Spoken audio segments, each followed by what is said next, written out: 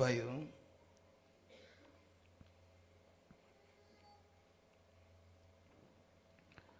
ndaza gusoma ahantu habiri mu mwanya mutoya.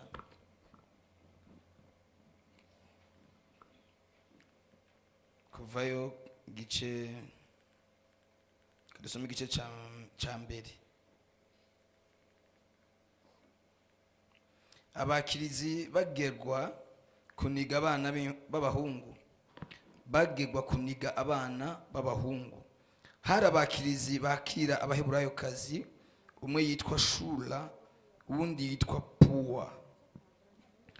Nuko umwami wa Egiputa arababarira ati, nimwakira abagore b'abaheburayo mwitegereze neza ikivutse, nihavuka umuhungu muze mwame mumuniga, ariko niba umukobwa mumureke. Abakobwa mwe mwamye muhiriwe kuva kera. Ariko abo bakirizi bubaha Imana ntibagira nk'uko umwami wa Egiputa yabageze, bareka n'abana b'abahungu. Maze umwami wa Egiputa ahamagaza abo bakirizi arababaza ati, niki cyatumye mukora mutyo mukareka abana b'abahungu? Abakirizi bishura Farawo bati, nuko abagore b'abaheburayo batamera nk'abanyegiputa. Haleluya. Banyarutsa bakavyara umwakirizi atarabashikira. Imana iguye kubikora vuba na vuba, ibyo ukora byose ubikore vuba na vuba, abansi bawe bacangana ikigwe basange vyarangiye. Sema amina.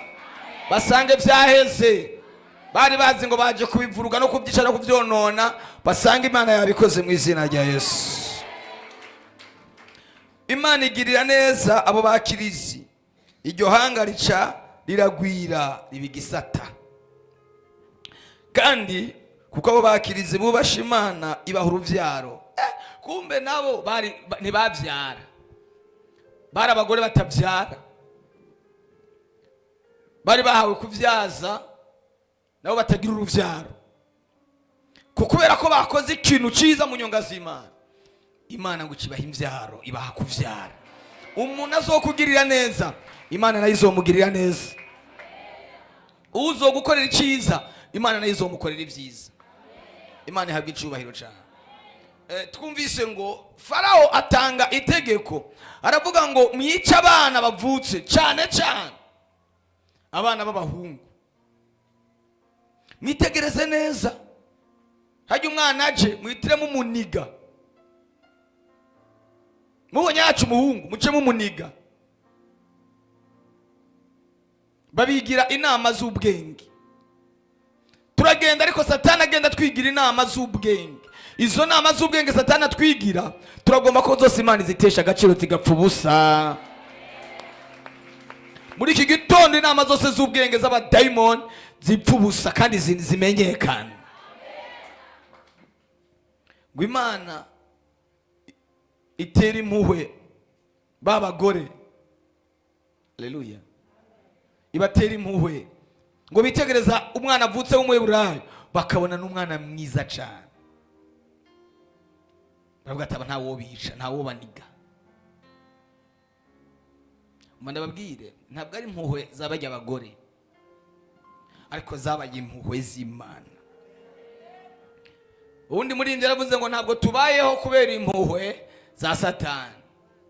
Si kubera ko yagize ikigongwe, si kubera ko yafashe akaruko ko gukora ikibi, ariko kubera impuhwe z'Imana turahari kandi tuzobaho mu izina.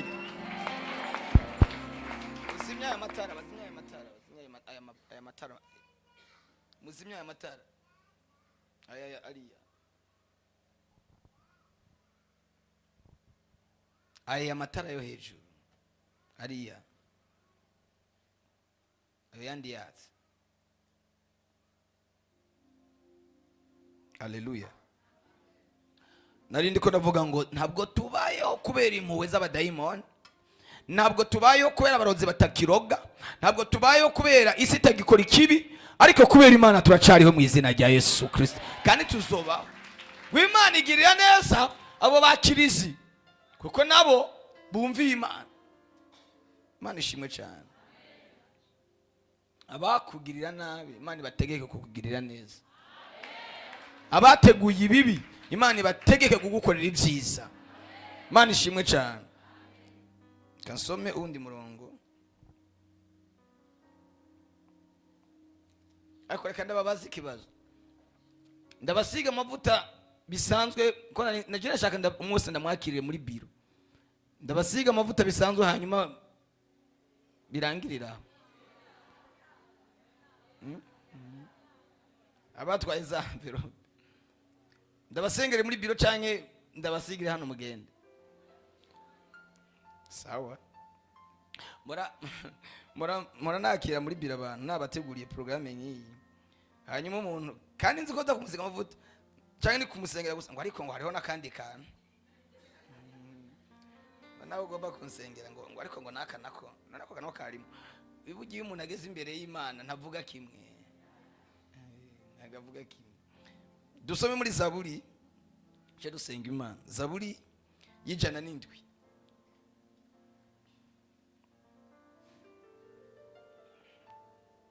Iri jambo ryizere ndugu yangu. Haleluya. Iri jambo rigire gwawe. Iri jambo rigire gwawe. Urigire gwawe kuremera igitangaza. Ijana n'indwi. Zaburi ijana n'indwi umurongo wa kangahe?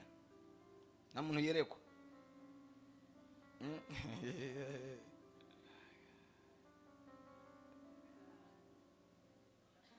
Na muntu afise yerekwa ngo abone umurongo tujye dusoma.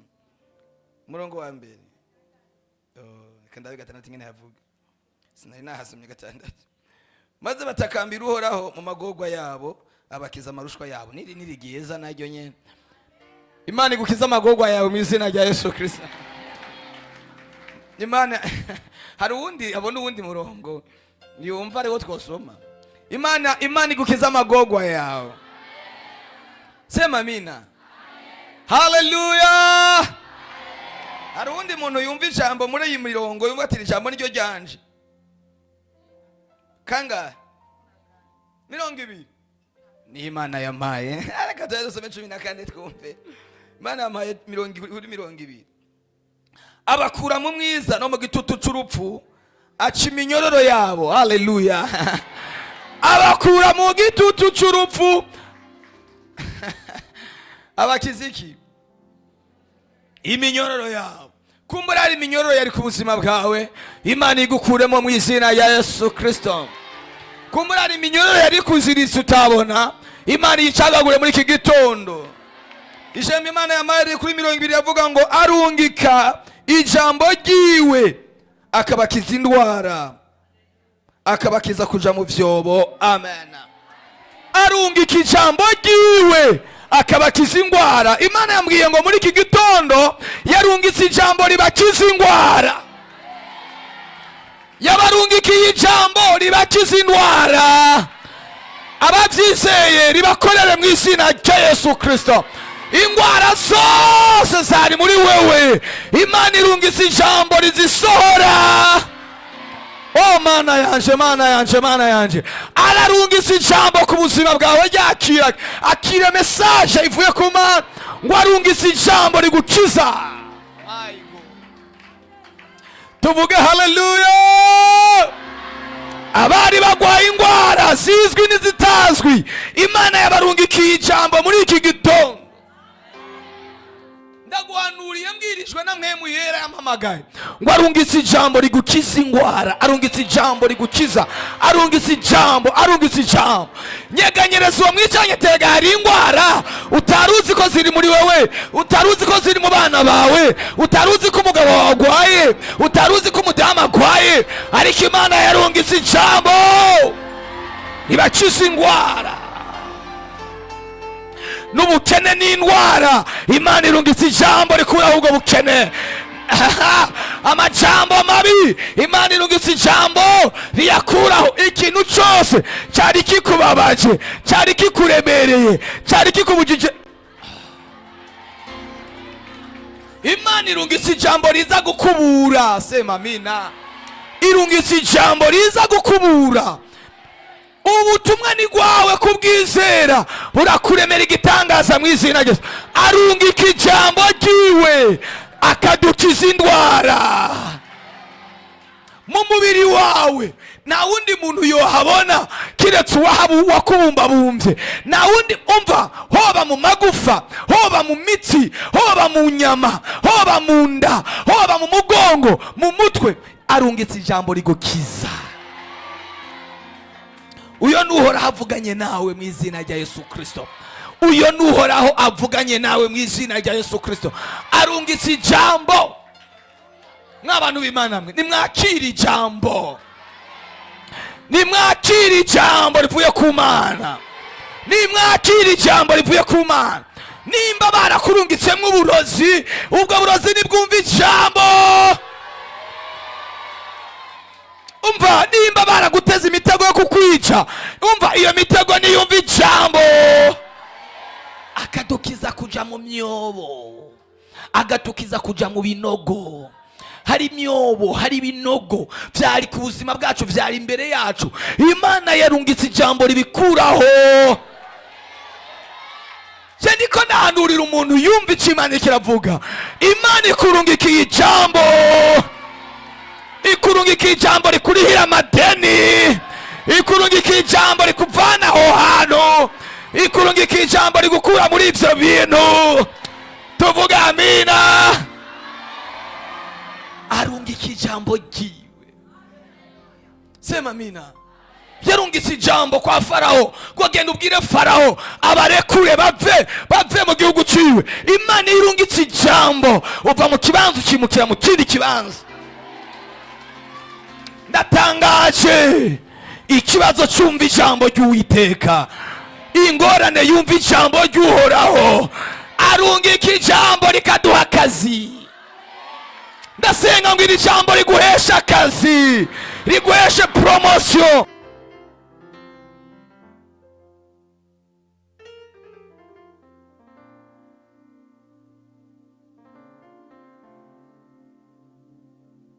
Arungika ijambo. Arungika ijambo. Arungika ijambo kiwe rikadukiza. Si jambo ryanje. Jambo ryanje naco ryoguha.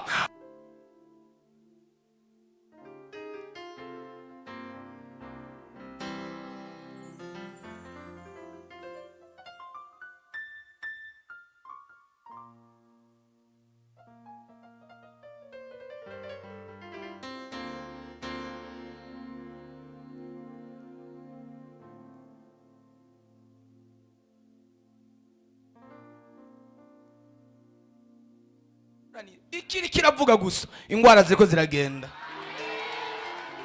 Abo wasize barushe bagwaye, ijambo ryaza kubasanga mu gitanda, ribasange mu rugo, ribasange mu bitaro. Tuvuge amina. Imana twizeye iguhaye intahe. Ijambo ryayo riguhaye intahe. Akira ijambo. Rirengeye ayandi majambo. Abantu bavuga amajambo ariko yo ivuga ijambo ryose. Akisema ndio, nani awezaye kupinga? Hakuna Mungu mwenye nguvu, wastahili heshima zote. Imana irungitse ijambo iriguhindurira amateka yawe. Yesu arungitse ijambo rituma iwanyu havuga impundu mu muryango. Arungitse ijambo rituma agasuzuguro mwari mubanye mu imyaka myinshi karangira mu izina rya Yesu. Abaganga bakubwiye ngo ntibishoboka, ariko ijambo ry'Imana ryavuze ngo birashoboka. Sema haleluya. Abaganga bakubwiye ngo iyo ngwara ntikira, ariko Imana ivuze ijambo ngo iyo ngwara irakize. Ntabwo ndi muri nzo gukiza, ariko ndi muri ndagukijije. Iragukijije, irungitse ijambo rigukiza. No muhaguruke ndabasengera abagwaye, abafise ibibazo bitandukanye, abafise ubugwayi si malaria gusa, n'ubukene n'ingwara. n'uruvugo n'ingwara. Haleluya. Arungika ijambo. Mungu anatuma neno hapa. Ararungika ijambo riguterura rigukuraho rigutereka ahandi hantu. Ararungitse ijambo rigukura muri Afrika rikujana i Burayi. Ararungitse ijambo rigukura muri Afrika rikujana muri Amerika. Kubera ijambo ry'Imana birashoboka. Kubera ijambo ry'Imana akazi kawe kohinduka. Kubera ijambo ry'Imana wova mu nzu yo gupanga. Kubera ijambo ry'Imana sema haleluya. Kubera ijambo ry'Imana dekre zosohoka. Kubera ijambo kubera ijambo ry'Imana promotion zoza. Ndatangaje ijambo ry'Imana ribakize. Amajambo yakuvuze byinshi bibi. Barakubeshera, bakwita umurozi, bakwita indaya, bakwita. Ijambo rije guhindura ivyo bintu, rivuguruza ivyo bavuze. Akisema ndio, nani aweza yazaye kupinga? Hakuna Mungu mwenye nguvu. Hey! Arungika ijambo rikaduha abana, arungika ijambo rikaduha imiryango. Ndasenga ngo arungika ijambo riguhesha urugo, arungika ijambo riguhesha arungika ijambo. Ko hari umuntu yumva icyo Imana ikavugira ijambo ndarihawe ngeze hano nyene ndaha kuri podium hanyene ndariherewe aha. Sinuvuge ngo niryo narondeye ngo nasomye nagize gute, narihawe magaza hanyene ngeze hano. Ngo abarungikiye ijambo ribakiza indwara. Arungika ijambo ryiwe akadukiza indwara zose. Mu maraso ya Yesu, mu maraso ya mu maraso Yahweh Yesu. Aho niho miri yanyishuriye. Oh, urakoze man. Ya myenda yose. Oh, mana we. Yahanaguye icyaha cyanjye. Maze yugurura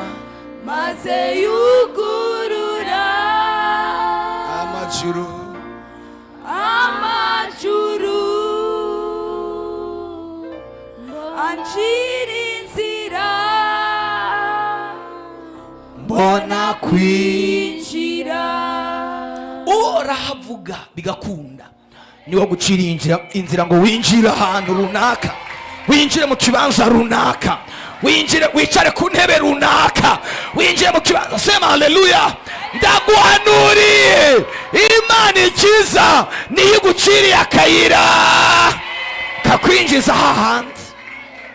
Erega birabaye, erega birakoretse, erega birabaye, erega birakoretse. Aca inzira abana b'Imana tukinjira. Iyo aciye inzira mu kiyaga gitukura ni nayo iguciriye inzira. Arungitse ijambo. Imana gwirungika ijambo kwa Mose, iramubwira ngo babwire bakomeze bagende. Nanjye ndakubwira ngo komeza ugende, nta tegeko rikubuza kubandanya. Komeza winjire mu byawe, nta tegeko rihari rikubuza kubandanya. Ahubwo itanze itegeko rivuga ngo komeza. Abanyegiputa mubona nimuzosubira kubabona ukundi. Icoma bakavyumva aba bantu. Hari ingwara utazosubira kubona warugwaye. Hari ingwara yumvise Imana, yumvise ijwi ry'Imana. Hari icago, hari umurozi. Urakoze mwemu yera. Hari umurozi apfuye akubiswe mpiri, afashwe mpiri. Hari daimoni kubiswe hasi. Hari umwansi akubiswe hasi. Hari ikintu Imana iheraheje. Sema haleluya. Imana iheraheze, Imana ijanjagure, Imana irandure kitatewe naco cyose mu izina rya Yesu. Ndaguhanuriye mbwirijwe n'Imana, hari ikibazo utazosubira kubona. Ahari ikibazo ndahabona inyishu. Ahari ingwara ndahabona gukira. Arungika ijambo ryiwe. Ariko Mana urakoze kumpa iyi message.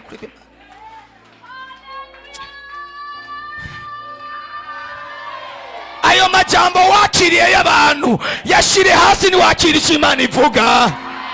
Pokea neno katika jina la Yesu. Akiri jambo.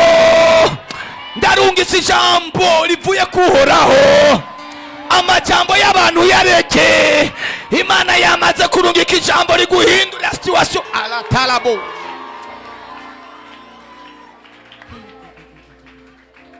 Harungika ijambo rye. Harungika ijambo rye. Arungika ijambo rye akadukiza. Arungika ijambo ryiwe. Haleluya, haleluya. Sema haleluya.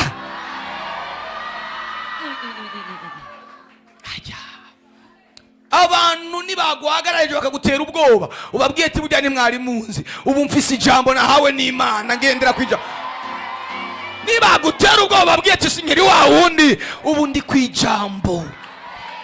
Nabwo nicaye ku mutogoto w'inkono, ariko nicaye kwijambo ry'uwayitetse, nicaye kwijambo ryavuganye nanje. Urakoze mwemuye. Jambo ry'Imana riravuga ngo ijambo ry'Uwiteka ryacahagaze. Ryanditswe kwiri jambo ngo uhoraho araza abiwe, uhoraho araza abo yahamagaye, uhoraho araza abo yatoranije. Handitswe ijambo kuri we ngo uhoraho araza abiwe, uhoraho araza abiwe, uhoraho araza abiwe, uhoraho araza abiwe. Muri ikoraniro harimo abantu uhoraho ahaye ijambo rikiza. Abo barozi nibacire birarura. Iminsi bagupangiye n'ikibayeyo, tarike bagushiriyeho n'ikibayeyo. Winjiye mu isezerano ryawe mu izina rya Yesu Kristo. Dukomere Imana amashyi menshi mu izina rya Yesu.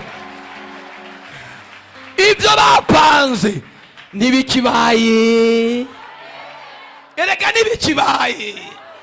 Ibyo bona ukibiguyemo, imitego ntikigufashe. Arungisa ijambo ryiwe.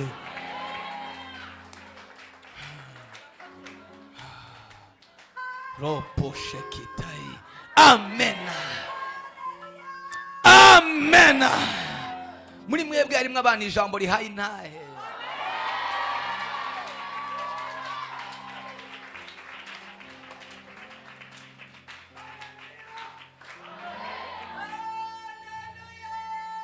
Amen. Ushize twarasenze turasenga Mana kubita ibi nabiri. Hari umuntu yambwiye ati twishe mu nzu imbeba 15. Murabyumva? Imbeba zaraje, ariko ntabwo zari imbeba. Ntizari imbeba, gituma zitari imbeba ni giki? Izo mbeba ngo zaraje zimbo mwobo, zinjira indani mu nzu. Zari imbeba bakira kusa. Tuvana nk'ubuvuye muri saro, ukinja mu cyumba wasanga imbeba zuzuye ku meza zimaze ikintu gisize ku meza usudafundiki ngo basanga kigiye. Izi ni imbeba niki? Bazabona umwobo zirimwo. Baravuga ati rero dusuke amazi ashushe. Basuka ya amazi ashushe, hava imbeba 5 barazica. Umenga byari bicoroshe. Bacafata wa mwobo barawufunga. Bafata bashira kikaro. Habaza mufundi kuri wa mwobo, bamwe ari wa mwobo bashira kikaro. Bukeye mu gitondo basanga rya karo zarimenye. Izindi zari zisigaye. Wumva zari imbeba. Basutse yandi ngo bafata izawo mo zimwe twagira na ya mavuta baravanga basukaye. Hava izindi imbeba 11.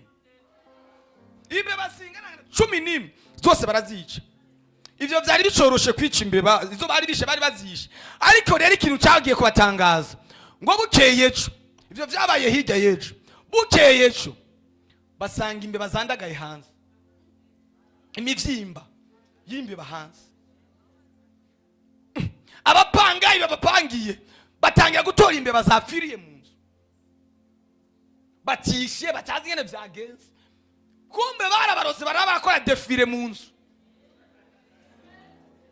harabarozi barabakora defile iwawe, bagiye gupfa mu izina rya Yesu Kristo. Bagiye gupfa, bagiye gupfa, barimenyeye. Nimba bazanana mu mbwa bagiye gupfa, nibagiye bazana mu biyabu bagiye gupfa, nimba bazana mu mbeba bagiye gupfa. Bo babona imirambikango y'imbeba mu rugo, mu nzu indani. Bishe imbeba 16 mu nzu zivuye mu mwobo umwe. Imbeba zifata karo, ikaro zirayipasura. Zari imbeba. Ikintu cyose umurozi yinyegejemo, ndashaka ngo gihure n'imbaraga z'Imana muri iki gitondo. Ikintu cyose abadayimoni bihishijemo, ndagusengera uyu mwanya nyene aho coba kiri giturike mu izina rya Yesu. Giturike, giturike. Imana ibahezagire. Ngiye kubasengera, Imana ibahishurire, ibahishurire ibyinyegeje iwanyu, ibyinyegeje mu rugo, ibyinyegeje mu cyumba, ibyinyegeje sema haleluya.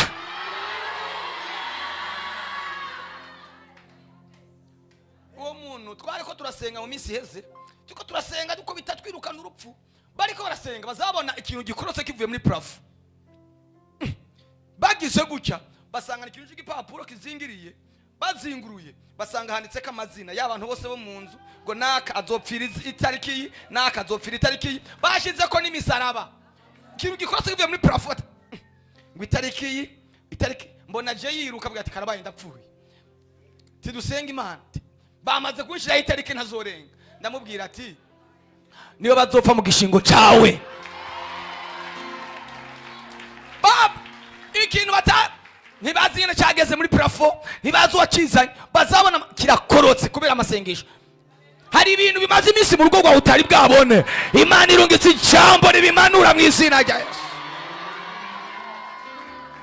Ibi mvuga biriko birumvikana. Imana ejo muri mwebwe hari abantu bazoshinga intahe ko bafashe, hari ibintu bafashe, hari ibintu Imana yabomoye bakayibonesha amaso yabo. Ahantu bari urakoze mwe muyera, ahantu bari baragushize nabo tubashizeyo mu izina rya Yesu Kristo. Nimba bari baragushize mu kuzimu, tubashizeyo mu gishingo cyawe,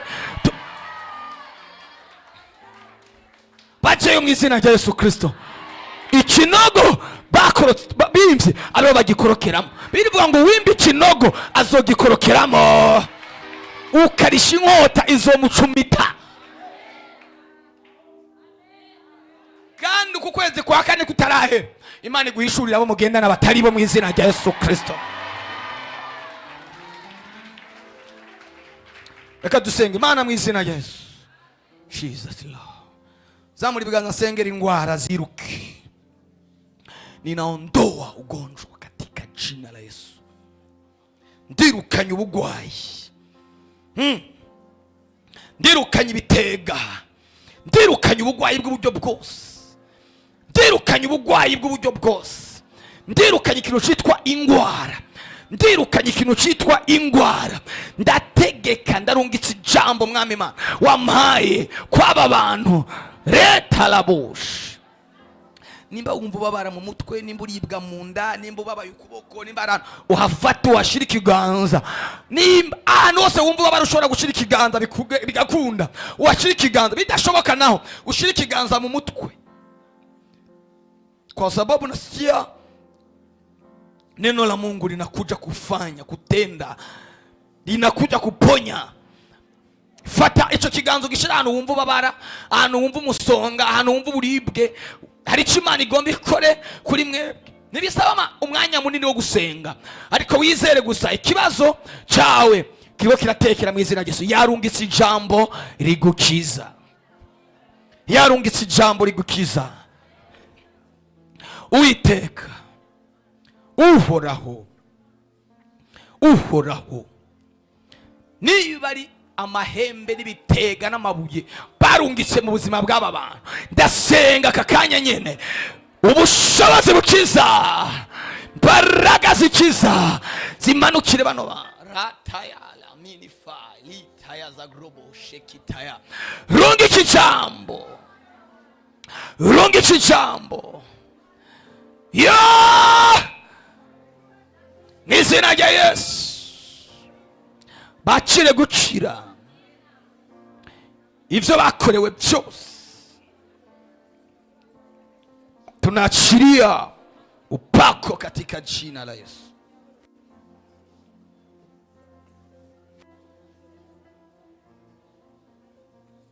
Izina rya Yesu.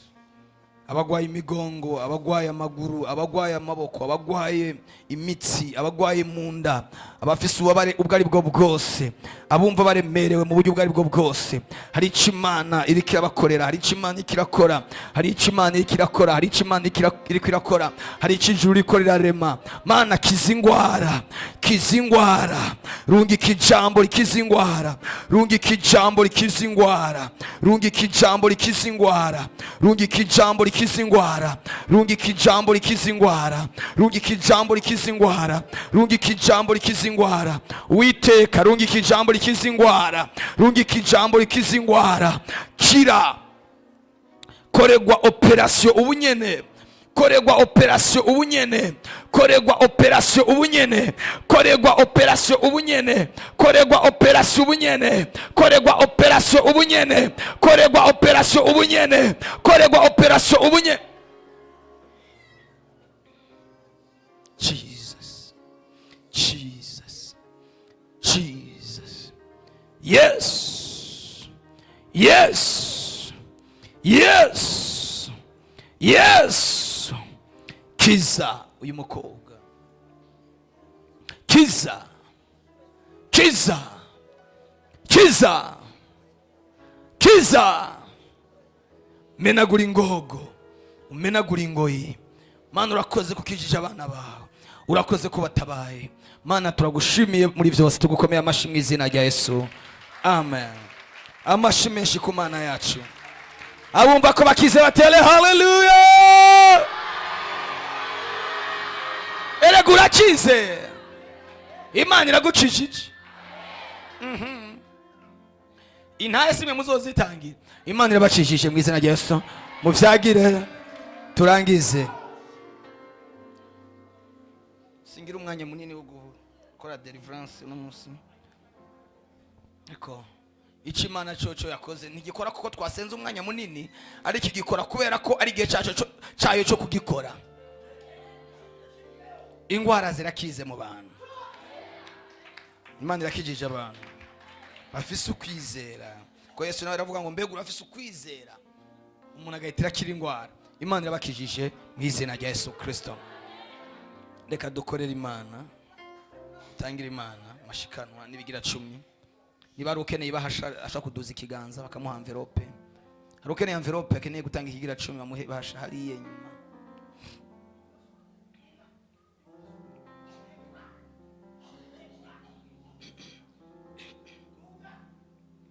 Mana mu izina rya Yesu turasenga amashikanwa, turasenga ibigira 10, turasaba umugisha ubwoko bwawe, ubahezagire, ubagirire neza mu izina rya Yesu. Amen. Mana bahezagire.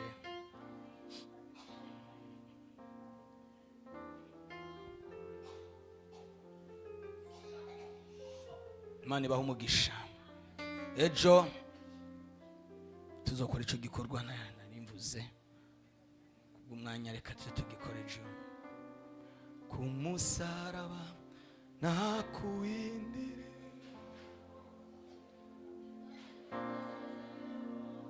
minduriga umwambaro, narose nagabanye kuri ya migisha.